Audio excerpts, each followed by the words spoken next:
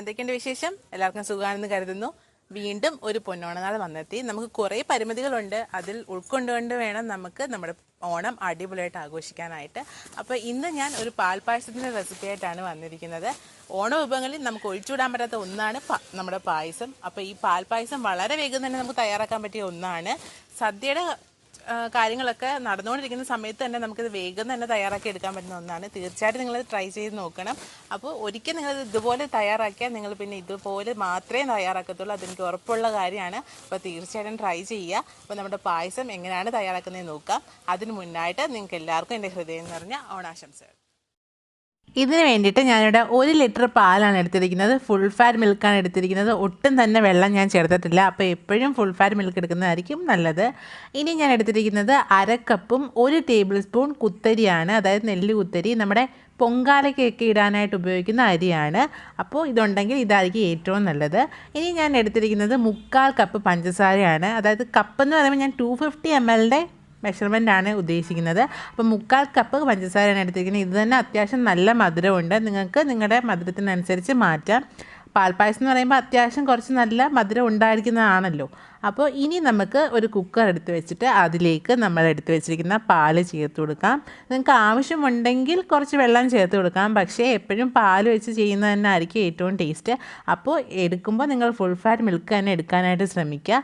അപ്പോൾ നമ്മുടെ പാലെല്ലാം ഒഴിച്ചു കൊടുത്ത ശേഷം നമുക്കിനി നമ്മുടെ കഴുകി വൃത്തിയാക്കി വെച്ചിരിക്കുന്ന അരി നമുക്കിതിലേക്ക് ഇട്ട് കൊടുക്കാം. ഇനി ഇതിലേക്ക് നമുക്ക് നമ്മുടെ പഞ്ചസാര ഇട്ട് കൊടുക്കാം.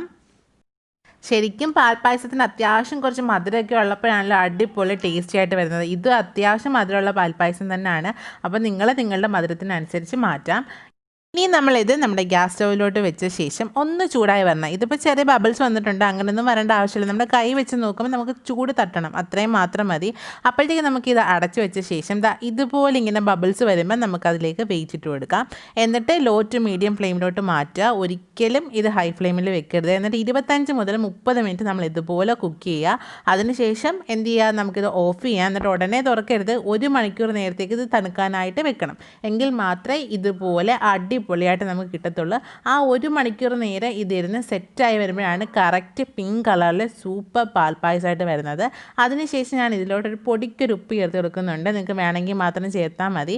പിന്നെ ഒരു എക്സ്ട്രാ 1 ടേബിൾ സ്പൂൺ അരിയുടെ കാര്യം പറയുന്നത്, ഇതിപ്പം പാൽപ്പായസം അത്യാവശ്യം നന്നായിട്ട് കുറുകിയാണല്ലോ ഇരിക്കുന്നത്. അപ്പോൾ ഈ ഒരു കൺസിസ്റ്റൻസി വേണ്ട, കുറച്ചും കൂടെ ലൂസായിട്ട് മതിയെന്നുണ്ടെങ്കിൽ ആ 1 ടേബിൾ സ്പൂൺ നിങ്ങൾക്ക് ഒഴിവാക്കാം.